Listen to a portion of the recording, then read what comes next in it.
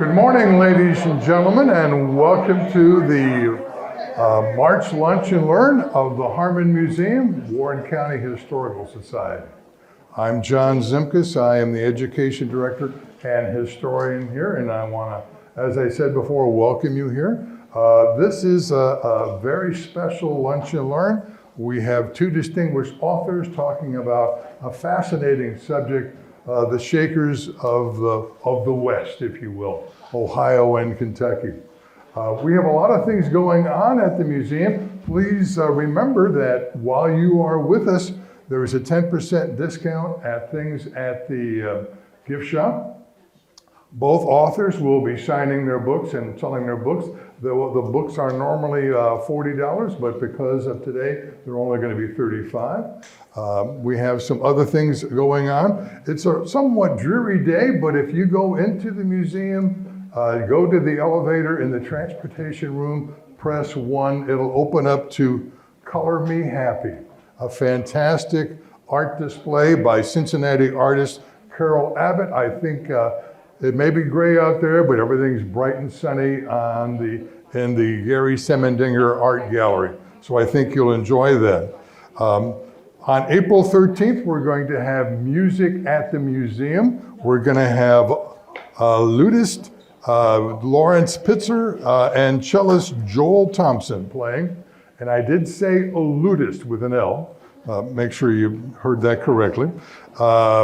History of Architecture in Lebanon classes will April 4th through May 9th, 6:30 on those particular days. Michael, what day of the week is that? Tuesday evenings. It's a 6-week class taught by Michael Coyen, our executive director here. Shakespeare High Tea will be April 27th. Tea hors d'oeuvres and Shakespearean readings will be, that's a Saturday, I believe, and it'll be at 1 p.m. So those are some things coming up.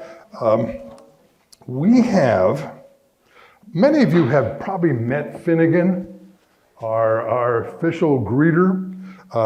Coming this Friday, Finnegan's book, Finnegan and His Magic Tale, will be on sale for $20 plus tax. It is, Finnegan is the nicest dog I have ever met. Absolutely is, a sweetheart of a dog. And the book is written by Donna Summers, a great author in her own right, and the curator of the Armstrong Gallery of Flight, and also the Mid-Century Modern Room is also, but she's the author of this. And through the magic of the internet, the illustrator is Emma Horn, who is from Edinburgh, Scotland. And so photographs of Finnegan were sent to her and of the museum. She drew the pictures, and it really is some fascinating things on the museum, and Finnegan goes all through the museum. I'm holding it together since it's just a mock-up, and if I don't hold it, the pages will fall all over the place. But this will be on sale on Friday, so we'll have those on Friday. So something to think about. As far as Lunch and Learns go, coming up on April 19th, we have Jack Blosser, the former director of Fort Ancient, for over about 30 years, I believe, talking about prehistory versus history, how things changed once Europeans came into the area. Michael, our director, will be our speaker on May 17th. What's new at the museum? We are constantly getting new things in here. If you haven't been to our folk art gallery, almost every week we get something new to put into our folk art gallery on floor 1, toward the front of the building, toward Broadway. So check that out. But there are constantly new things, plus there are things we had which we didn't know we had. And so that's new to us, so that would be a fascinating thing. May 17th. June 21st, Suzanne Anderson Taylor, who is a teacher at Lebanon High School. You may remember she was here talking about letters from Paris. They were letters that her grandmother wrote to a pen pal in Paris just prior to World War II. And the letters from her pen pal talk about, why doesn't America get into the war? Hitler's doing all this to France. You need to help. Fascinating story. But now she's going to be talking about the coronation, which will happen. One of the things she covers in great detail is the British coronation, which King Charles will be crowned the month before. So a more detailed look into how the coronation takes place. On July 19th, Tom Caraco will be here. Tom is going to talk about Orson Murray. Orson Murray was a free thinker and Warren County abolitionist. We have a picture of him in our Underground Railroad display. He's the man who looks like Rip Van Winkle just after he woke up. But he was a fascinating character, thinking about things that we think didn't become popular until the mid-20th century. He was concerned with 100 years earlier than that. On August 16th, our topic will be Civil War Women Forged a Path. Kim Villavarva, I'm mispronouncing her name, Villarva, will talk about, she's an author, she's a historian. As she put it, how women stepped out of tradition and society roles to make a difference during the Civil War and ended up making history.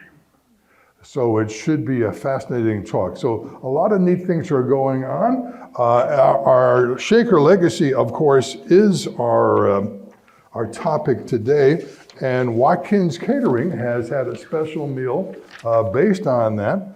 You are about to have Shaker Garden salad, romaine onions, carrots, cucumbers tossed with an herb dressing, creamed potatoes, Ohio smoked ham, and also Ohio Shaker lemon pie. So there is a Shaker theme to the meal you're about to have. So enjoy your meal, and in about a half hour or so, we'll have our speaker introductions. Talk to you later. Well, ladies and gentlemen, I want to welcome you this afternoon. And I want to read something to you that was written many years ago. And it was written by the founder of the Warren County Historical Society, Hazel Spencer Phillips. And it's from her book, Richard the Shaker. It was March in Ohio. The winter had been long, and Jenny McNamara was weary. As she looked across the barren fields to the west, into the setting sun behind the forest, she had no inkling of the drama enacted there, a drama that was soon to change her way of life. 3 Shaker missionaries had crossed the Ohio River on the 19th day of March in 1805, and they traveled north. These men were Isaac R. Bates, Benjamin S. Youngs, and John Meacham, and they arrived at Malcolm Worley's home at Turtle Creek Settlement in Warren County on 22nd March 1805. Ladies and gentlemen, that was 218 years ago to this very day. The Shakers arrived to the west. And if you look out the windows of this room, you will see the only surviving cabin from the settlement of Beetle Station, where those Shakers held religious ceremonies and gatherings. And it is now here, safe under our protection, thanks to some very generous patrons and the talents of an incredible group of people to make sure the cabin will remain there for perpetuity. I want to turn this over to John, and I want to thank our special guests on this very special day for us and those of us who are fascinated with the community of Shakers. John? Thank you, Mike. I want to welcome you all here.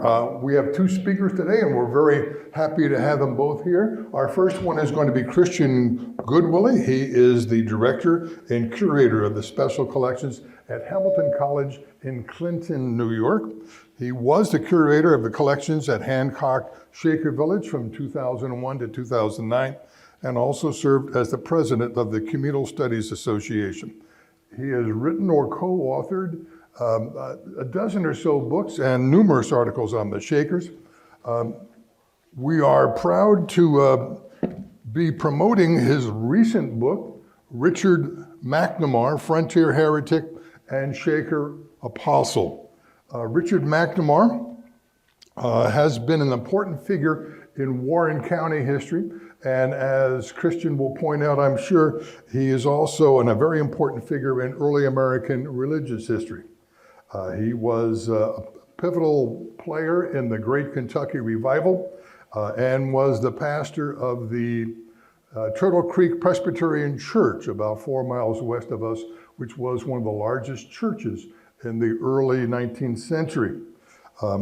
As Christian pointed out, his talents as a preacher, missionary, hymn writer, musician, and political and legislative actor served a substantial biography to facilitate a wider telling of his remarkable story.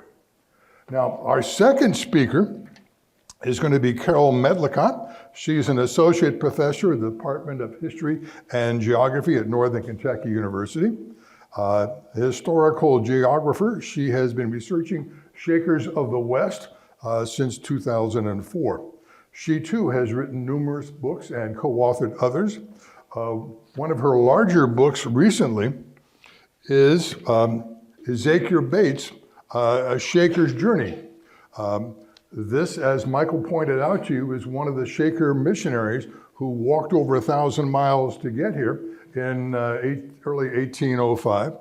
And you will find multiple references to Richard McNamar in this book, and multiple references to Ezekiel Bates in Christian's book. She has also written a book called Partake a Little Morsel, Popular Shaker Hymns of the 19th Century. Now, together, they have written in 2013, Richard McNamar, Music and the Western Shaker Communities, and another book they are promoting today, which came out last year, 2022, This Chosen Pleasant Hill, Shakers of the Bluegrass, Kentucky Bluegrass. Once again, you're going to find Richard McNamar and Ezekiel Bates in both of these books. These are important people in Shaker history. They are important people in Ohio history. And we are so lucky to have two such distinguished speakers to talk about them today. Ladies and gentlemen, Christian Goodwillie.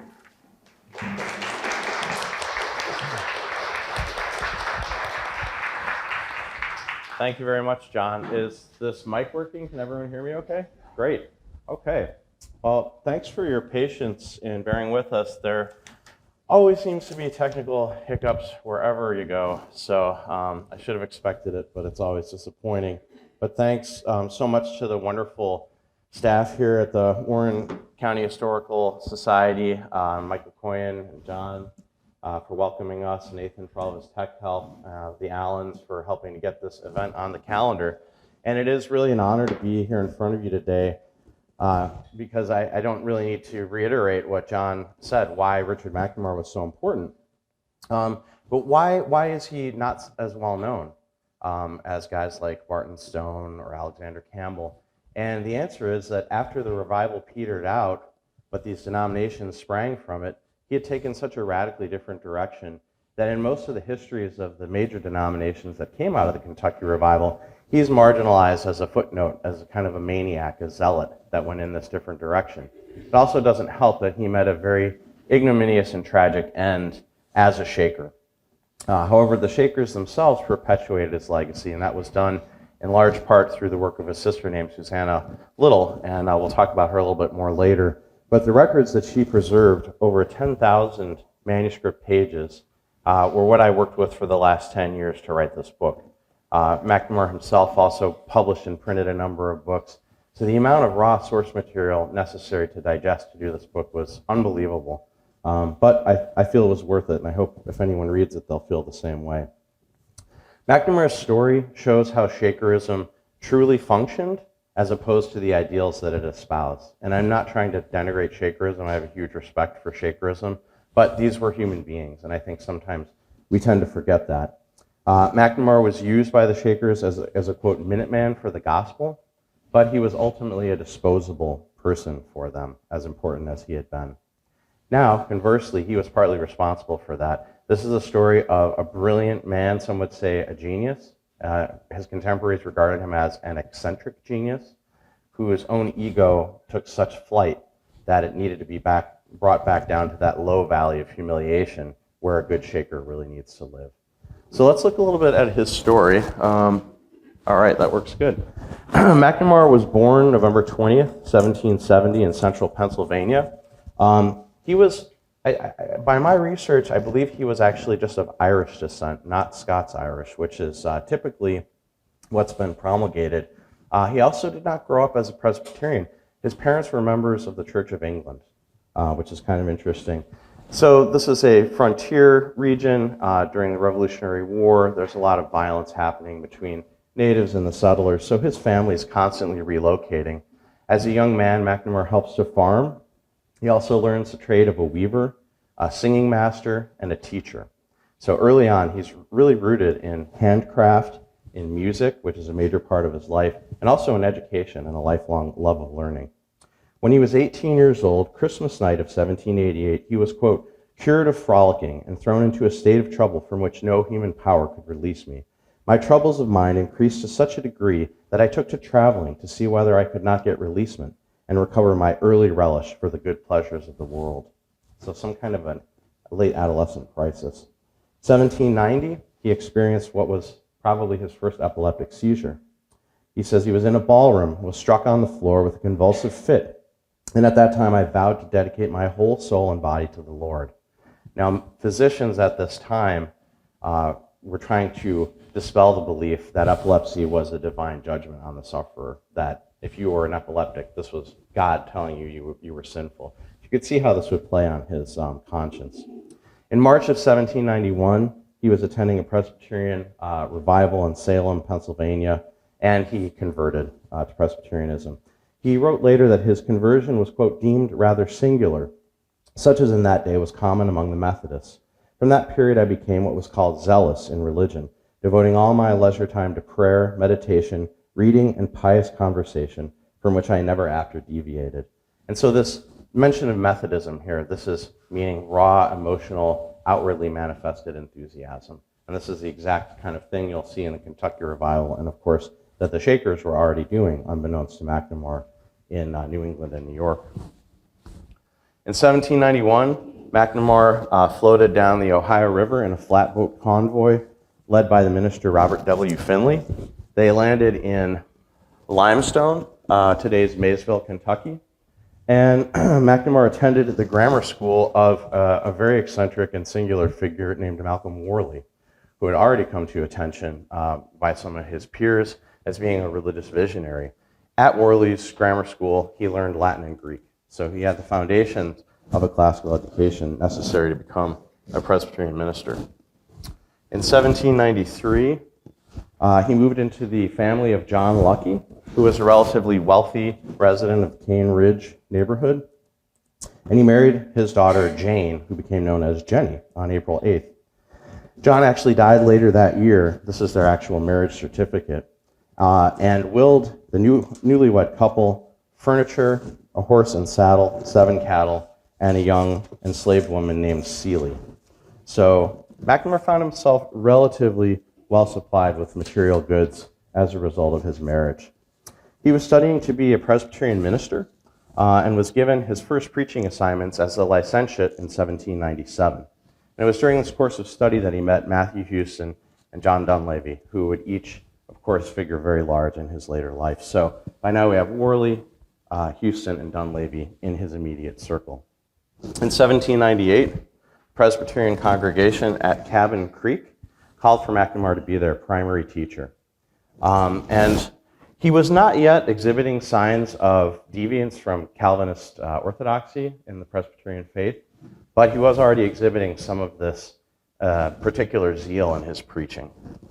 Nonetheless, in 1799, his colleagues selected him to represent his presbytery in Winchester, Virginia, at the General Assembly meeting of the Presbyterian Church. This is the actual meeting house in Winchester where that was held in 1799. Now, the Kentucky Revival had broken out in what's today's Logan County in 1798. But it wasn't until the winter of 1800-1801 that McNamara really brought the movement north in his Cabin Creek congregation. They held meetings throughout the winter, and he was reported to have spoken to his congregation that religion would never flourish till creeds and confessions were done away, for he believed that they were detrimental to the life of religion. He believed that before the millennium would commence, there would be a new revelation and an addition to the Bible. So extremely radical stuff. Kentucky Revival breaks out in a major way at Cane Ridge, Kentucky in August of 1801. This is a later image, but gives you the sense of a camp meeting. So John Lyle, a Presbyterian minister who fortunately kept one of the few contemporary diaries of the real major surge of revivalism, witnessed McNamara preach many times. He says, Mr. McNamara is a weak man, but lively in desultory exhortation, and speaks and sings with all his powers, and in address much like a Methodist. There we have it again. He sometimes rises to ecstatic joy. It smiles through his face. His people, numbers of them, have fallen out with him because of his new gospel and its effects. Well, the Cabin Creek elders had enough of McNamara's anti-Calvinist ideas and petitioned for his removal. So he, this is the Cane Ridge Meeting House, of course, landmark site now preserved, where so many of these events happen. And so McNamara had a lot of fans right here in the Turtle Creek Church. They were a more radical congregation. So they petitioned for the majority of his time as a preacher. So he picked up stakes in March of 1802. He moved up here. He continued preaching what were called Arminian or free will tenets. So this is the idea, there is no predestination. If you accept Christ into your heart, you can be saved here and now, based on this theologian Arminius, and that's why it's called Arminian. And so he was finally tried by the Washington Presbytery. And his trial took place, this is the Turtle Creek Meeting House where he was preaching. His trial took place in Cincinnati at the old Presbyterian Meeting House. And the Presbytery undertook a close examination of him on the doctrines of particular election, human depravity, the atonement, and the nature of faith. And it was in their opinion that Mr. McNamara holds these doctrines in a sense specifically and essentially different from that sense in which Calvinists generally believe them, and that his ideas on these subjects are strictly Arminian, though clothed in such expressions and handed out in such a manner as to keep the body of the people in the dark, and lead them insensibly into Arminian principles, which are dangerous to the souls of men and hostile to the interests of all true religion. He was a heretic. So he and his heretical colleagues, among them Dunleavy, Stone, Robert Marshall, and John Thompson, withdrew in September 1803 from the Presbyterian Church and formed their own presbytery, the Springfield Presbytery. One of their chief tenets was the rejection of all creeds. They wanted no letter to kill the spirit that they were espousing. At the Turtle Creek Church, the congregation there had even adopted a primitive communal order of property and were now exercising in the dance around their meeting house. So a lot of these ideas the Shakers were doing had just organically sprung up amongst the people here in Southwest Ohio. Now, as John mentioned, January 1, 1805, Shaker missionaries leave from New Lebanon at 3 in the morning. I think Carol's going to say a lot more about this, so we'll leave it at, they arrive here March 22nd. This is Benjamin Seth Young's, one of the missionaries, his Bible that he purchased in Philadelphia en route, a small pocket Bible. And they came up through the Cumberland Gap, you can see that down there in the corner, up through central Kentucky, meeting Matthew Houston on the way, and ending up at Malcolm Worley's frame house. McNamara and his wife convert on April 20th after a long struggle. John Meekum, one of the missionaries, wrote, "At first he opposed us with hard judgings, but being a man of sincerity and great penetration, he observed with diligence the effect it had both on himself and us, and found something in the testimony which he had never met with before, so that 4 weeks after our first interview with him, he opened his mind. He is a metaphorical preacher, was born in the Pennsylvania woods, mighty in the scriptures, has had true light respecting the works of the flesh, and has truly been an instrument in the hands of God of doing so much good, especially in this revival. A lot of McNamar's former colleagues, such as Barton Stone, were horrified. He wrote secretly to McNamar in Latin, which was carried by Issachar Bates, so that no one else could read it. "What shall I say? I know not. My heart grieves within me. Certain men from afar, whom you know, inject terror and doubt into many, and now religion begins to lament in the dust among us. Some, as I suppose, will cast away the ordinance of baptism, the Lord's Supper, etc., but not many as yet. Most dear brother, inform me what you think of these men among us and you." So he's terrified. McNamar, though, is completely on board now. He consecrates his land. This is a plat of the section of Turtle Creek where this core of Shaker converts was living. There's McNamar's house, Malcolm Worley's house, Samuel Rollins, Calvin Morrell, the old Turtle Creek meeting house is there. And here's a little detail of McNamar's cabin with outbuilding and then a covered connector to the two of them. The Shaker missionaries paid McNamar $225 for his land. Congressman Jonathan Dayton, Federalist, former Speaker of the House from New Jersey, owned so much of this land. McNamar was in debt to him and could not pay the debt. His congregations had never adequately compensated him, never supported their minister, so the Shakers paid his debt for him. Now he was truly bound to them. In 1806, late in 1805, he wrote his first letter to his new spiritual leaders, the ministry at New Lebanon. And in it he says, "You have been more concealed from us than any other society of people upon earth, and yet our sense and understanding in the things of God have been of others the most alike. I do not feel to enlarge at present on any subject, nor do I desire to introduce myself to you as a creature of note. If you can take knowledge of me that I have been with Jesus, it will afford you all the satisfaction that I wish you to feel on my account. I know I have many steps to travel through the garden of mortification before my fellowship with you can be complete. But since the way is open, I trust I shall never lose sight of you." So it's like humble bragging. He's like, "I don't want to say that I'm a creature of note, but look me up in the religious periodicals. You'll see I was a pretty big deal out here." And this, as far as I know, is the original of that letter.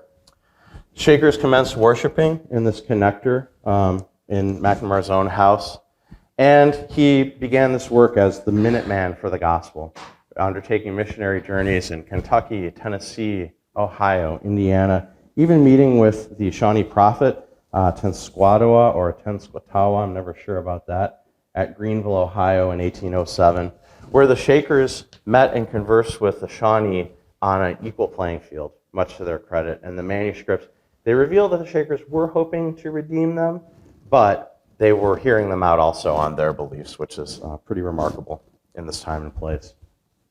In 1807, he publishes the Kentucky Revival, the first history of the revival, and the first large publication by the Shakers. They had issued a brief pamphlet in 1790.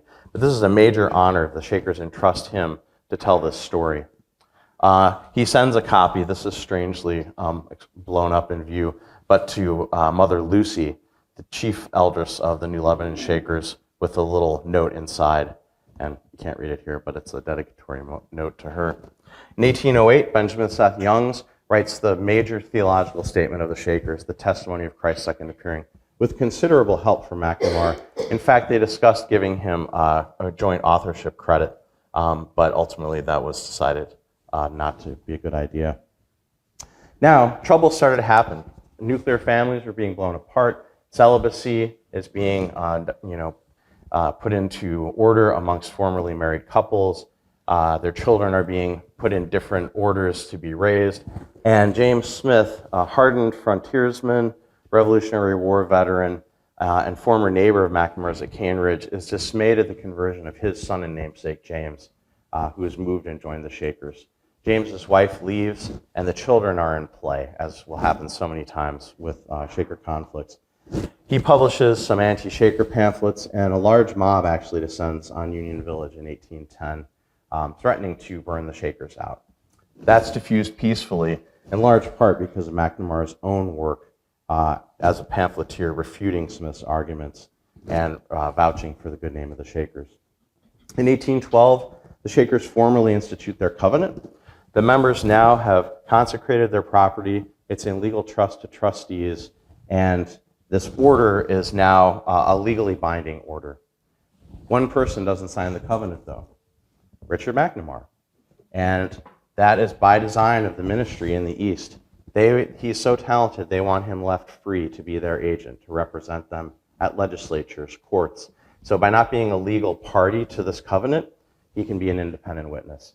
Ultimately, this figure is very large in his downfall. McNamara had written many hymns before and after his conversion to Shakerism. The first Shaker hymnal, Millennial Praises, has 140 hymns. More than half of them were authored by McNamara. Now, beginning in the late 18 teens, he takes a new name, which is not uncommon among the Shakers, but it took him quite a while. He took the new name Eliezer and the surname Wright. We think Wright comes from Mother Lucy Wright, this Eastern ministry elders of the Shakers. Eliezer, we don't know for sure, but it may have been a reference to the Old Testament high priest, the son of Aaron and nephew of Moses, which would place him in relation to Father David Darrow, the leader of the Western Shakers, in that same biblical relationship. This Eliezer was a man who set up the tabernacle and the shewbread and, basically brought in the people. And this is the same thing McNamara was doing in the Ohio River Valley and around the region. He also began direct private correspondence with many of the most important Eastern Shaker leaders, which is completely out of order in the hierarchical, theocratic nature of Shakerism. But he was a genius, and they were thrilled to correspond with him. Once again, this puffed up his ego and probably left him open to a lot of trouble. The peak of the Shakers in the West was just before David Darrow's death in 1825. He dies and leaves no clear spiritual successor. Solomon King takes over, and things quickly begin to collapse. The Indiana Community West Union closes in 1827. McNamara shepherds the refugees to new communities in the region. It's a disaster. At Union Village, there's troubles with various apostates. McNamara's youngest son and namesake, Richard Jr., apostatizes and becomes a Swedenborgian. At the Pleasant Hill community in Kentucky, McNamara is sent to deal with troubles with the ideas of Robert Owen, which are being instilled in the membership, who are seeking a more democratic government for their community. This terminates with the removal of Mother Lucy Smith, the matriarch of the Pleasant Hill community. This is McNamara's publication refuting the Owenites in that region. McNamara accompanies her in 1829 on his first trip to the Eastern Shaker communities, which he's never seen. It's been 24 years since his conversion. He's never been to the East. In the East, he's given another special mission. When he comes to the West, he has to institute new covenants at all the communities, because the Shakers now understand their legal title to all the lands consecrated are highly dubious, and the claims of these apostates could lead to all these communities being dissolved. McNamara institutes those new covenants at all the Ohio and Kentucky communities, finally returns to Union Village here, right around this date, and writes this poem, Contented at Home. He thinks he can finally rest. He's been the Minuteman, but no. The very next year, he's sent to Watervliet, Ohio, near Dayton, where he has to retire the man who was his own confessor with Benjamin Seth Young's upon his conversion, Issachar Bates, who Carol has written the biography of. And it was a very tricky situation. This man was his spiritual elder, his confessor, and Bates was very, very indignant about it. He said that McNamara was, quote, rooting him out, and he had a recurring dream of a great long-snouted hog, which he killed, and the hog was McNamara. But he did find some peace. Bates was sent to the East within a couple of years, 1835. At Watervliet, he finally realized a lifelong dream, establishing his own press, a printing press, to print works for the Shakers. Again, this was out of order. It was done nominally with the sanction of Shaker leadership, but he went his own way very quickly. This is his printing office, which notably survives today in Carillon Park, one of the few buildings of Watervliet to survive, which actually Carol Medlicott identified to have been the printing office. It had been interpreted as, what, a cooper shop or something? Miller shop, yeah.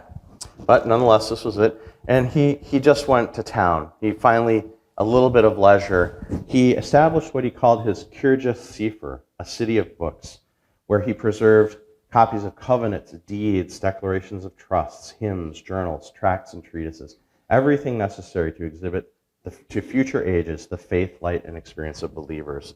So he started printing works such as the work Carol and I edited in 2013, Selection of Hymns and Poems for the Use of Believers, which has a hilarious errata note. He was an absolutely terrible printer. It says, from the embarrassments under which this little work has been executed, sundry errata will be discovered in some copies and more or less in all.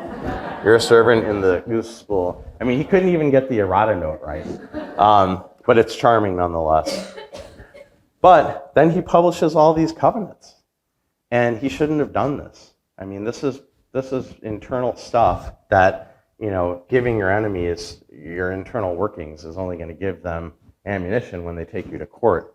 And so he started, maybe due to age, maybe due to ego, going a little beyond his boundaries. And so he eventually returned to Union Village, and of course this is Marble Hall before it was thankfully beautified. I mean, this is so ugly. But in any case, trouble just continued. Nathan Sharp, Union Village trustee, you all know the story, leaves, takes all the cash, has all the deeds to the land in trust in his name, absconds. And he does this because he finds out the New Lebanon Ministry are sending 2 accountant brothers out to figure out what the heck is going on in the West, because it's been a disaster since 1825, 10 years since David Darrow died. So Sharp leaves, and McNamara is, again, appointed to negotiate with Sharp to recover the deeds. They try to settle with him. They ultimately make a settlement.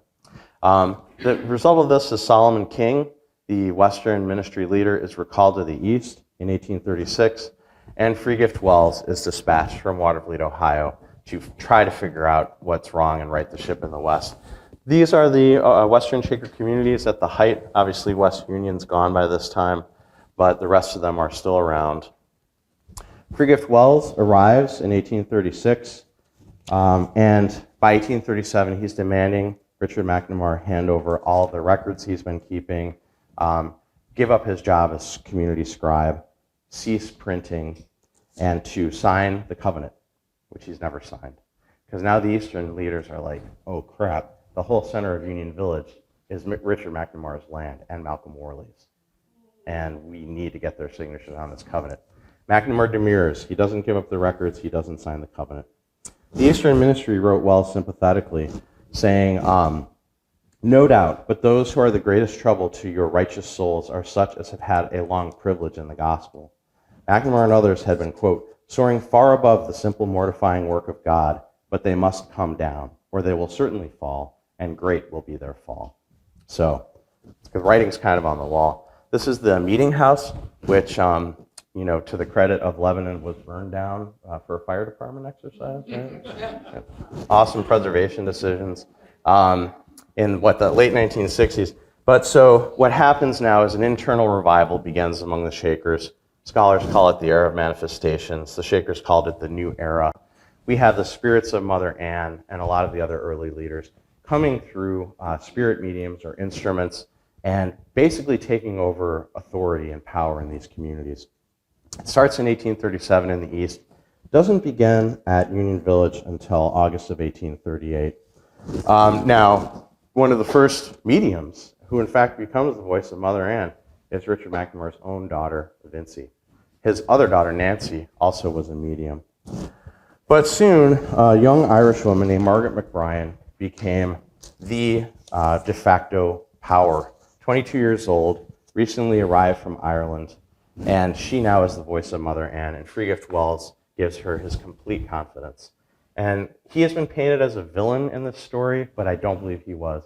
He was born up, raised as a Shaker, a true, simple believer, as you were supposed to be, and he took this at face value. And so McBrien immediately begins to attack, especially the older members of the community. And so on March 30th of 1839, McBrien's purging of evil was focused directly on McNamara. A message from Mother Ann required him to, quote, confess his sins today or put right off of the ground. Wells recorded in his journal McNamara resented it highly and said he had no sins to confess. Mother then told him that he would, quote, administer poison and unbelief to everyone he conversed with, and that the brethren and sisters must have no union or freedom with him at all, and that he should go and should not stay on believers' ground at all. And so he was expelled, March 30th, 1839. he took a wheelbarrow. Now remember, he's 69 years old at this point. And he starts going to his old house in the East family and bringing his possessions from his room and his writings, load after load, to his house. At the end of the day, very callously, Free Gift Wells sends 2 brethren with a wagon. They take it all right back. So he's got no recourse. He eventually is brought here into Lebanon to Judge Francis Dunleavy's house, and then he begins his travel to New Lebanon, to the east, to try to find redemption. So here he is in the New Lebanon Meeting House, 1824. The spirits had brought him down in the west, but now in New Lebanon he will be redeemed by the spirits. His pen pal, Elder Rufus Bishop, first minister in the east, recorded his arrival. Richard does not pretend to have denied the faith, but has lost his union to the visible lead. Of course, he is like a wandering star. He seems to feel much tribulation and seems to weep considerable. He is very feeble and looks almost like a corpse. I should think he was bordering on insanity. Now the spirit of Father David Darrow spoke to Richard through an instrument. It is the lamb that overcometh. The lion must eat straw like the ox, and a little child shall lead them. The people of Ohio have had much of the lion in their nature. Brother Eliezer has had much of it, and necessarily moved in his sphere with the lion's life. Hence the scene of trials he has now to pass through was unavoidable. He must pass through this scene, either in this world or the other. And if he patiently passes through these trials in this world until he comes into that lamb-like state, it will be much more honorable to him than if he should not do it until he shall come into the spiritual world. So, Brother Eliezer, be of good courage, stand fast, go through manfully until you overcome by the spirit of the Lamb, and it will be the brightest diamond in your crown. And so he does. He's completely broken down. He's physically destroyed. He's humiliated in the Shaker sense of it. And he comes down like a lamb. He travels back to the west, and wow, that's Mother Ann. I have no idea what the heck happened there. Looks more like E.T., but in any case, it does look like a ghost. Thank you. I wasn't going to say that. I heard this building is horribly haunted, so I was not going to go there. But he arrives back at Union Village on July 16th, very ill. The very next day, July 17th, Margaret McBrien is carried off to Middletown, Ohio. So his nemesis left the very next day.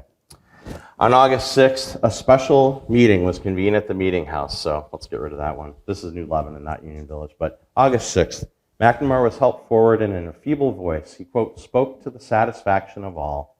His tone of voice and hand gestures implored forgiveness and charity. Wells reported that McNamara, quote, did the work as thoroughly and satisfactorily as could be expected in his weak state and found forgiveness. To McNamara's great joy, expressions of forgiveness from the elders, eldresses, brethren, and sisters were unanimous. Wells then declared that there would be union in restoring his name, Eliezer. So he's redeemed, and then 5 weeks later, he dies, September 15th, 1839, having truly gone through just an unbelievable, humbling, physical destruction, mental destruction.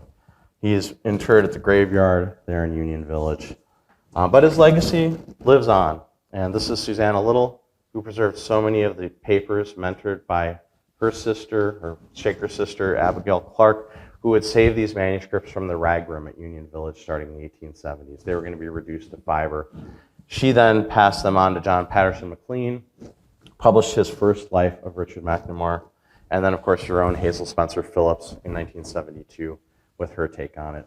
And so I hope to have done the most thorough telling of the story yet, but surely, and as we know, there is more to be found, and I'll leave it at that. So thanks for bearing with the technical hiccups. Oh yeah.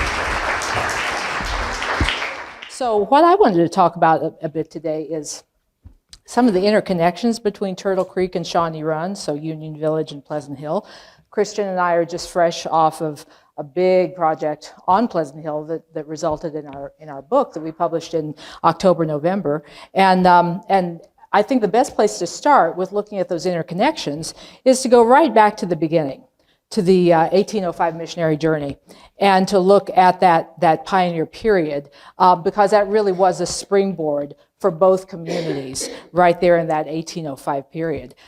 So the Shakers in the Northeast had heard of the Kentucky revivals. They selected 3 Shaker men from New Lebanon two of whom were very old believers, one of whom, Issachar Bates, was himself a fairly recent convert. He'd only been a Shaker for a couple of years when he was selected to represent the Shaker movement as a missionary. So the three set out on New Year's Day in 1805. They walked to Kentucky on the Wilderness Road. They hooked down through the Shenandoah Valley of Virginia, through the Cumberland Gap and up into the Bluegrass region. And they were seeking the revival centers of central Kentucky and elsewhere in that Trans-Appalachian period. People often ask, why was it launched in the dead of winter? Why did they set out on New Year's Day? And actually there's several reasons. They would have had access to the publications that were kind of current at the time about the Wilderness Road and about the kind of giving advice to would-be immigrants. And some of those guides would have told about how it was a lot easier to travel in freezing conditions because there was less mud. There was the ability to probably cross a lot of rivers and streams on ice, and that would save ferry tolls because it cost a lot of money to take yourself and your horse across on a ferry. And they were hoping that they would cross the mountains and arrive in the Kentucky and Ohio settlements before the spring farm work got underway, because they wanted to hit people when they still had time. When they had time to sit with these missionaries and, and talk over their faith and talk about doctrine. And so that was very important. Arriving on, at a time in late March before the spring farm work got underway, that was very important to them. So they reached central Kentucky by early March, and they passed through a number of this is the Filson map, that they probably would not have seen this map itself, but they would have seen maps based on the Filson map. And so they passed through a number of well-known settlements in the central Kentucky bluegrass area, including Paint Lick, Kentucky. And in Paint Lick, Kentucky, they tarried for about a week, and there they met a very popular young, handsome preacher named Matthew Houston, who figures very large in Christian's new book. And he was a young and dynamic and very popular Presbyterian preacher who had just gone through his own kind of spiritual refreshing, had become one of these New Light schismatics. He was a close friend of Richard McNamar. And so he was... He had a very attractive wife. He had 2 young sons. He welcomed these Shaker missionaries and was very receptive to their message. And the missionaries really hit it off with the Houston family. They stayed with them for several days, and they learned from Matthew who else it was that they should seek out. So that meeting, that sort of chance meeting with Matthew Houston in Paint Lick, Kentucky, which is fairly close to present day where Pleasant Hill is, sort of in between there and Berea, Kentucky.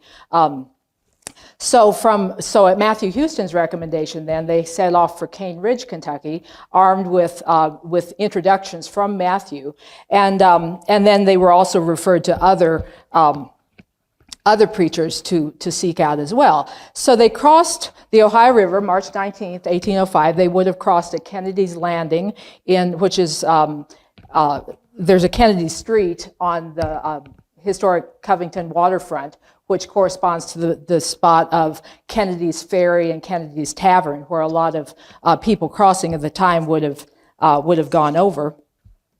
And they were seeking Warren County. They were on their way to the Turtle Creek settlement, and they knew about Malcolm Worley. They had been told to seek out Malcolm Worley. They were heading for Malcolm Worley's house, possibly partly because it was a frame house. A lot of people lived in log cabins. Everybody lived in log cabins. Malcolm Worley lived in a frame house, so it was a little bit easier to pick out. So they turned up at Malcolm Worley's on the 22nd of March. Let's see here. I lost my, whoops. Uh-oh. Nathan? Oh, no, here we go. And on the 22nd day of March, 1805, this is from the Missionary's Own Journal, we arrived at Malcolm Worley's, where we found the first rest for the soles of our feet, having traveled 1,233 miles in 2 months and 22 days. There we were received with the greatest kindness. Although utter strangers before, yet good Malcolm soon knew us, for he said that his heavenly Father had promised to send help from Zion. And I am glad, said he, that you are come. We had much conversation that evening with him and Peggy, his wife, and then he put us to bed, and he told us he would hear more of this tomorrow. So that is the beginning of the Shaker Project in Warren County and of the entire Shaker enterprise west of the Appalachian Mountains. Now, Malcolm Worley was a widower. He was fairly recently remarried, and he had been married. The person who officiated it at his wedding the previous fall was Richard McNamara. He was a deeply spiritual man, and he believed that the arrival of these missionaries on his doorstep was the fulfillment of visions that he himself had had while in prayer during the previous few months. So he more or less threw open his door and said he was expecting them. Now, he was part of the Turtle Creek congregation. McNamara was his minister and his friend. And so Malcolm was very excited to introduce him to McNamara. And the next day, the journal continues that they were taken by Malcolm half a mile east to McNamara's, a mannered man of about 35, who was brought from the back parts of Pennsylvania about 14 years ago.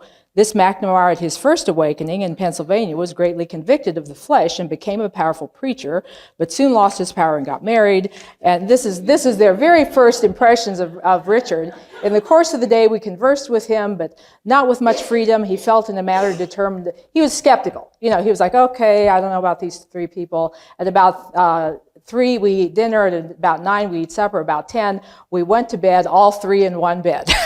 So that's a pretty common theme that resonates through the missionary journals.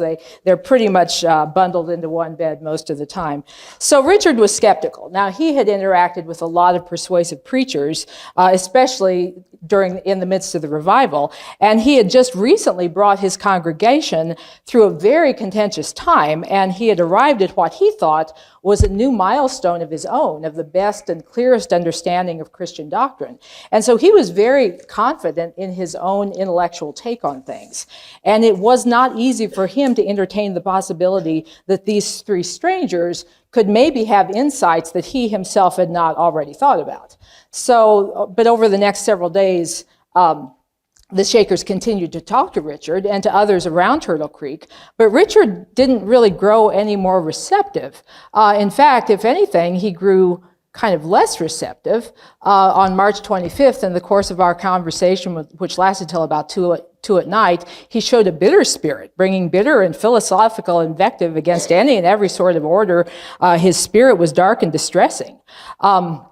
So, things didn't seem to be really going so well with respect to Richard, but in the meantime, they did get their first official converts, and that was Malcolm Worley and his wife on March 27th. So at about 11, he opened his mind, which is the term that they used for their initial conversion in this time period, and soon after the woman, to John and to Benjamin.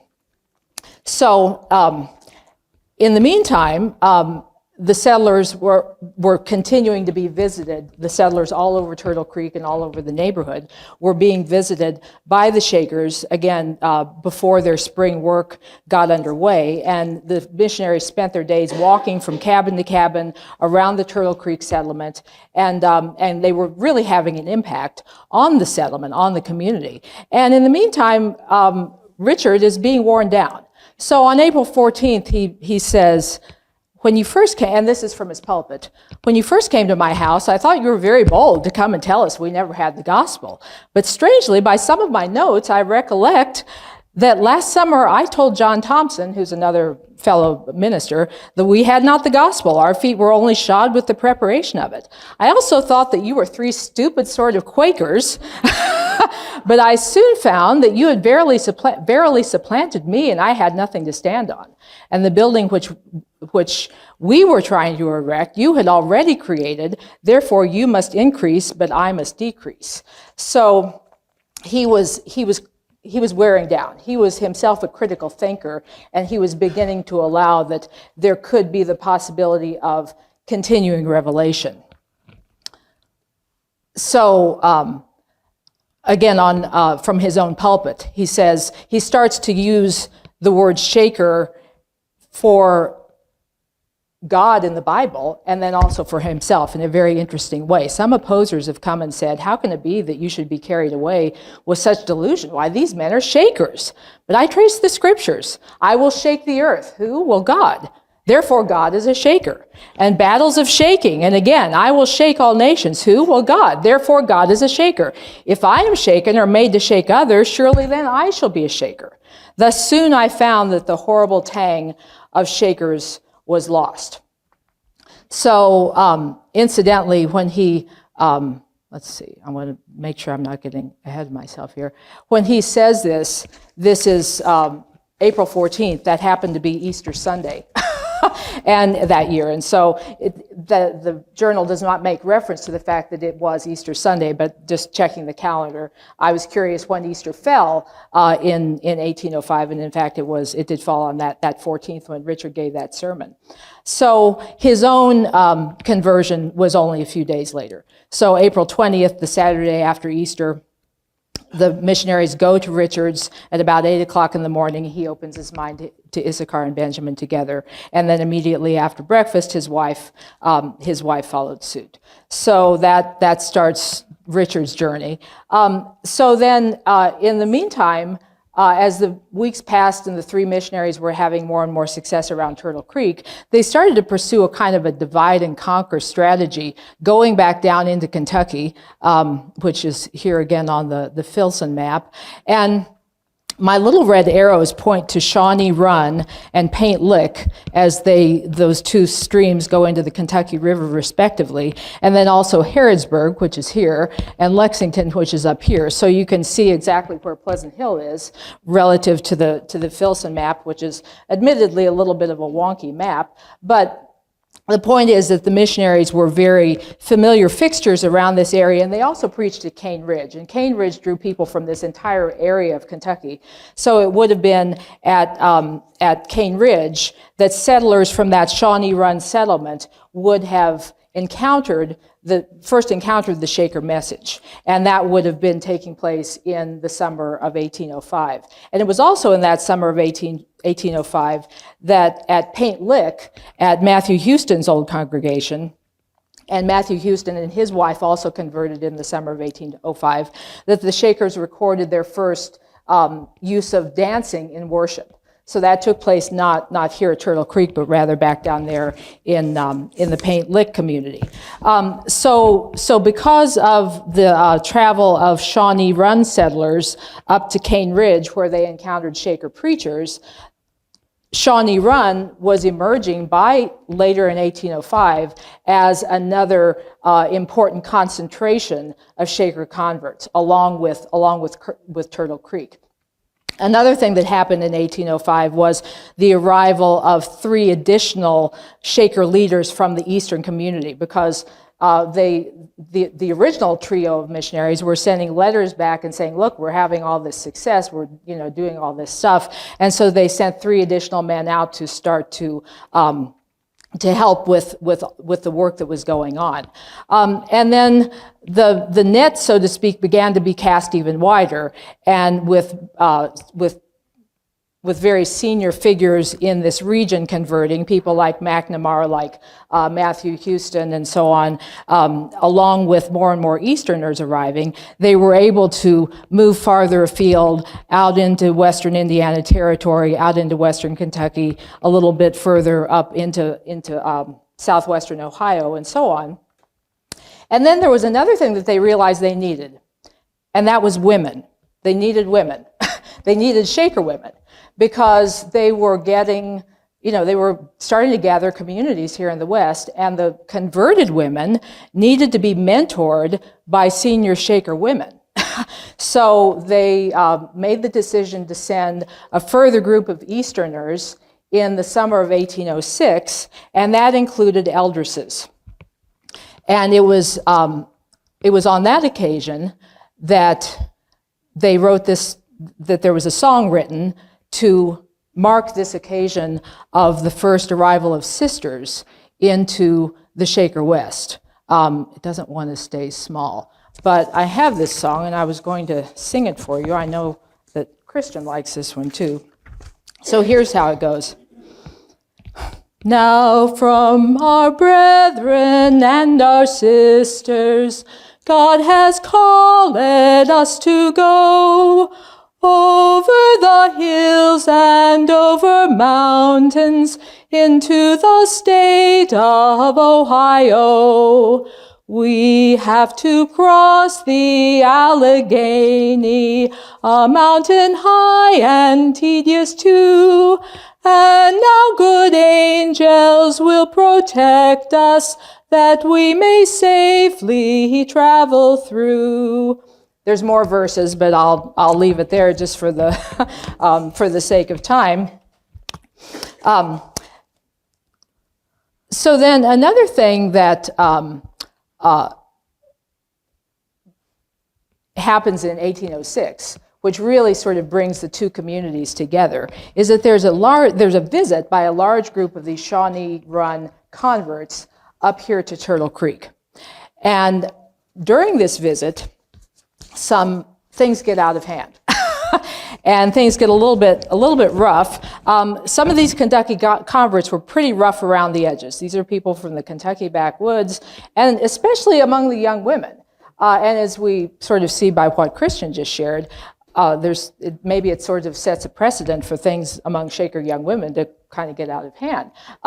But they certainly got out of hand during this visit that the Shawnee Run believers made in November of 1806.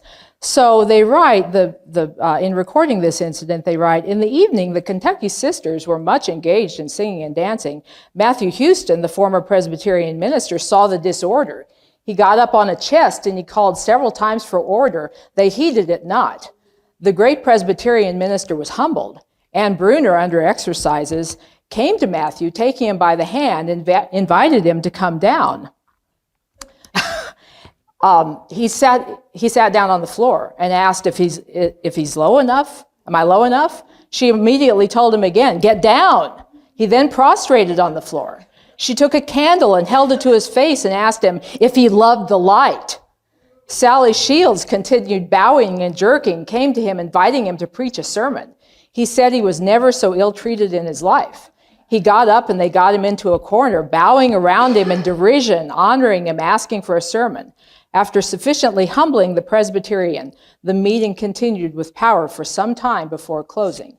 And there's actually another sort of similar incident that's recorded of about the same time about Calvin Morell, another very distinguished early convert who was made to lick dust off of the floor by a group of unruly other converts. So Matthew Houston and most of the converted ministers, former Presbyterian ministers in the West, would not have been used to this sort of thing.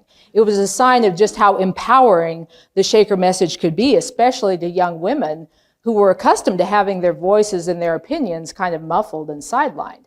But the Shaker message of social equality and gender equality was very different, and it was clearly having a liberating effect. And it might have seemed to some of the Shaker leaders that they may have a tiger by the tail. Let's see here. But then the next day, everybody's calmed down. And this same unruly group, by now, they're all in perfect order, perfect uniform in the order of believers, from head to foot, neat and clean and exemplary. Just looks like they've been Shakers forever. So it was all, order was restored. And then the group, the story wasn't over yet, because then it records that as they journeyed back to Kentucky and crossed at Kennedy's Landing and spent the night at Kennedy's Tavern on the Covington waterfront, that they worshiped at Kennedy's Tavern, and their worship and stomping could be heard in the streets of Cincinnati on the other side of the river. So this group then traveled back home to Kentucky, and within just days of arriving back at Shawnee Run, they signed the first family covenant in the Shaker West. And this was a covenant for establishing the joint interest. And it was signed at Shawnee Run days after their visit here. And it predates by several years the first covenant here at Turtle Creek. So again, kind of a sign of how the two communities emerged from a very common root. Now, it was about this time, too, that the Shakers here in Ohio were starting to cast an even wider net about reaching out to the Indians. And so the talk about possibly reaching out to the Indians began in 1805, where they start sort of discussing this. You know, when walking from Worley's to the meeting, Benjamin had some special feeling about the Indians and says this to Issachar: "It will be nothing strange if the Ohio Indians should see and believe." None had had such feelings before. Now, over the next few years, then, they would seek out the Shawnee. They would go to Greenville. The Shawnee would come here to Turtle Creek several times, and this was not really something that the surrounding neighborhood was very happy about, to see large groups of Shawnee come and worship at the Turtle Creek Meeting House. And this is a much bigger story than, it's kind of beyond our scope today. But the reason I bring it up is that this exposure to the Shawnee was the basis for a very interesting hymn that was written and shared between a pair of Shaker eldresses from this early period that was called "Here's the Way," but it explicitly is identified in the manuscript as being based on an Indian tune, and it's about this missionary period, these opening years. And is it an Indian tune? Who knows? But here's what it sounds like. Let me get my sheet music for it. When from Egypt first we fled, by the fiery pillar led, then the faithful soul could say, "Come on, brethren, here's the way, here's the way." Through the wilderness we steered, and while the new light appeared, in all dangers we could say, "Come on, brethren, here's the way, here's the way."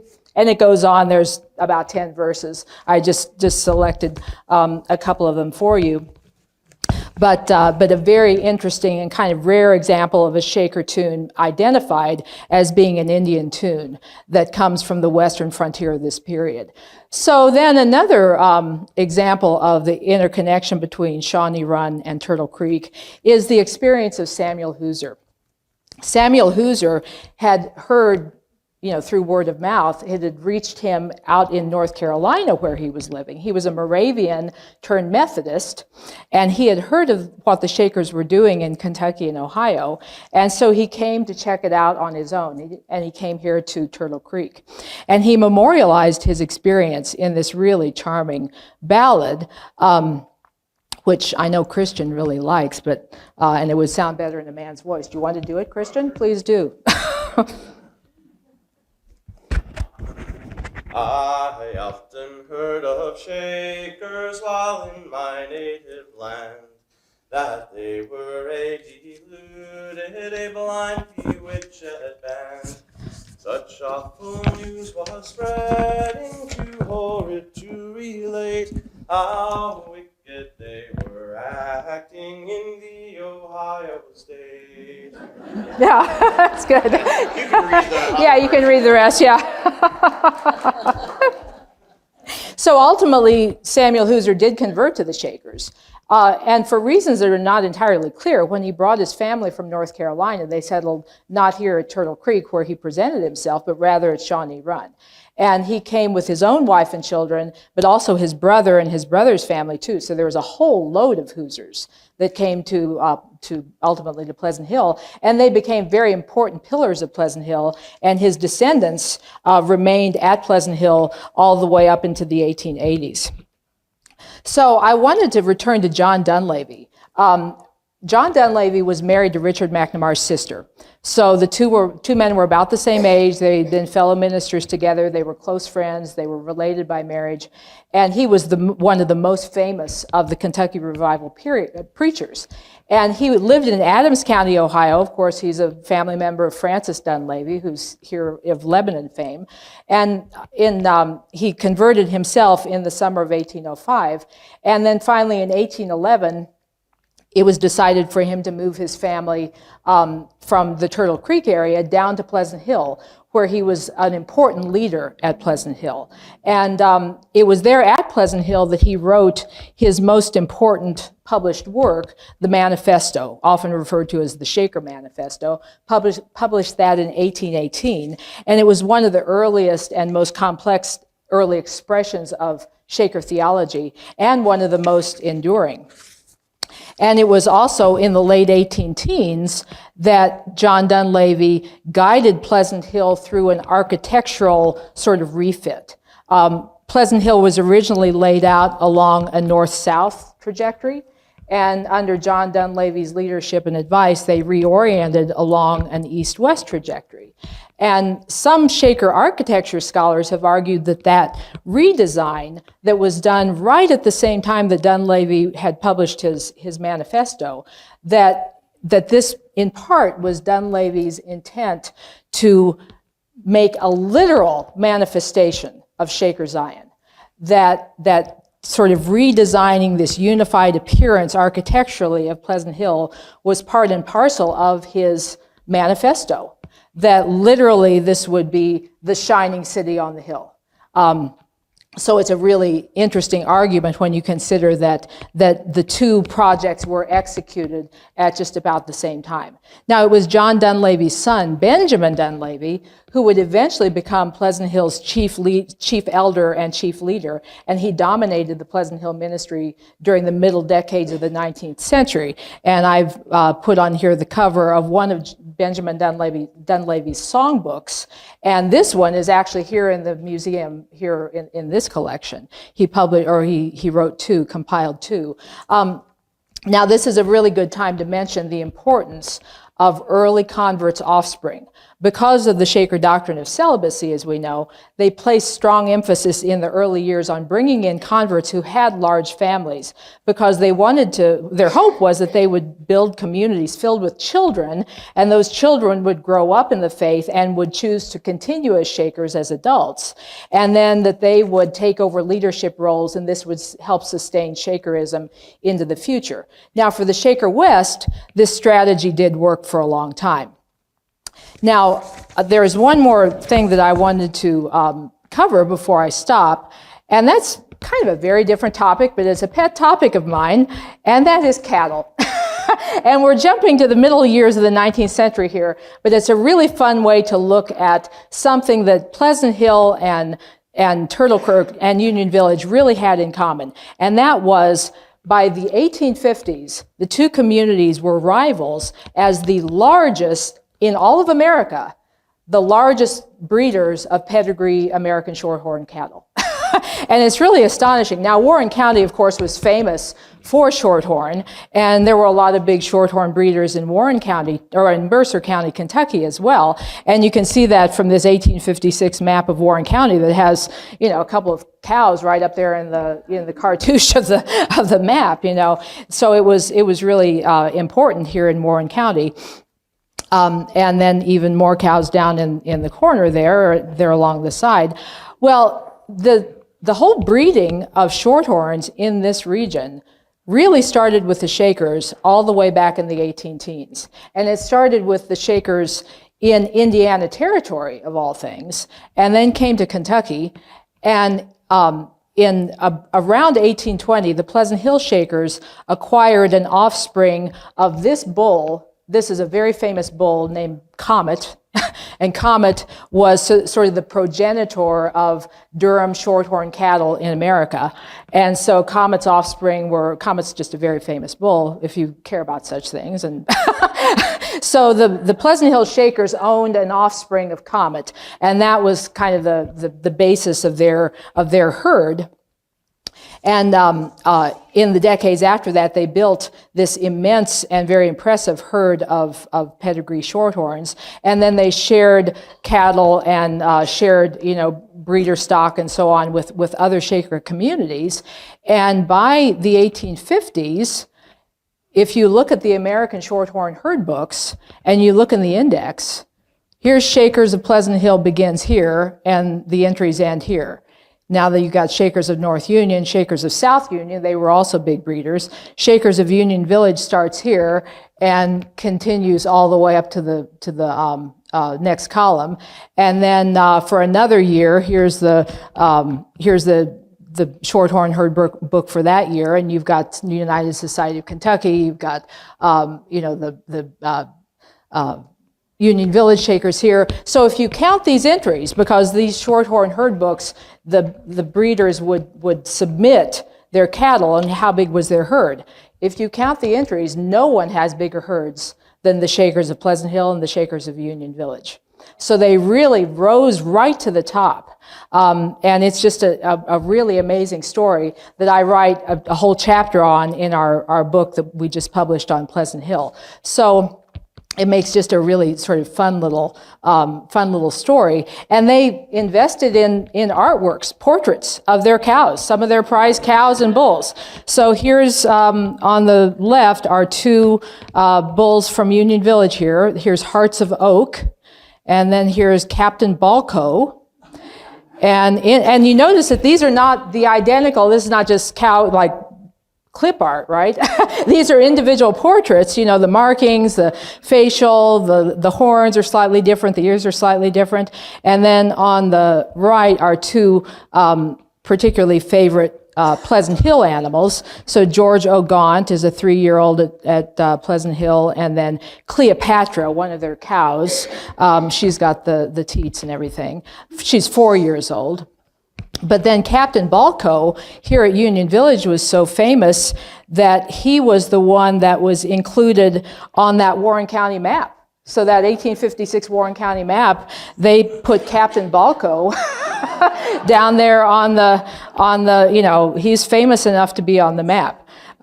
So literally, cattle helped keep Shakers on the map in the 1850s, when people weren't really converting to the Shakers anymore, but they were still certainly well known for a lot of their products and also for their cattle too.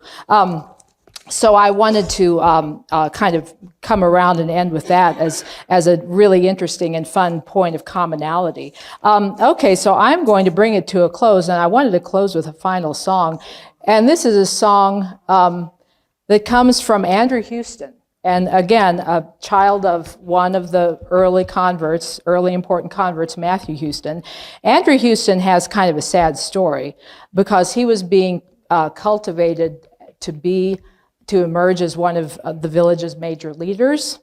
And he was a man probably at the time of his death was probably in his early 40s, I'd say.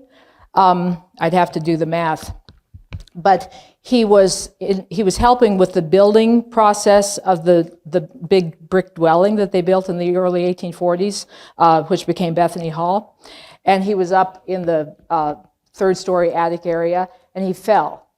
He fell on October 7th, 1844, and he died. Didn't die immediately. Sadly, he lay there in pain, but they called the children to come and have him speak to them, but he was a beloved figure, and just a huge loss to Union Village when he died. He was also a songwriter, and he leaves us many beautiful songs.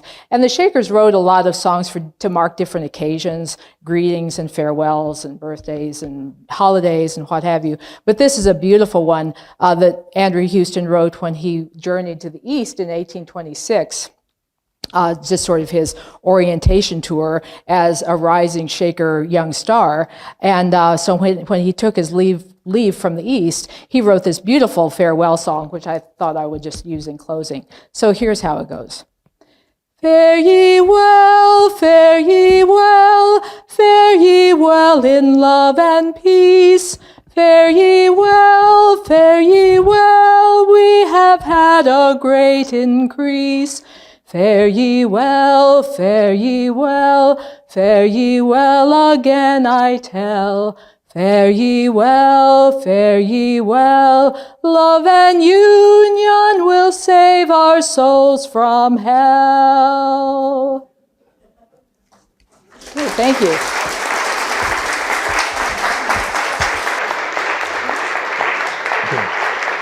Well, thank you very much, Carol. Thank you, Christian. Folks, they will be set up on a table down the hallway here where they'll be selling their books.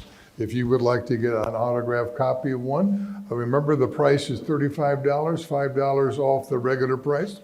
Also, there's a 10% discount at the gift shop if you want to take part of that. And of course, we have the great new art display in our Semidinger Art Gallery. So thank you so very much for being with us today. If you have questions, you can ask them while you're getting a book or as you're going through the line down there. Thank you very much, and we'll see you next month.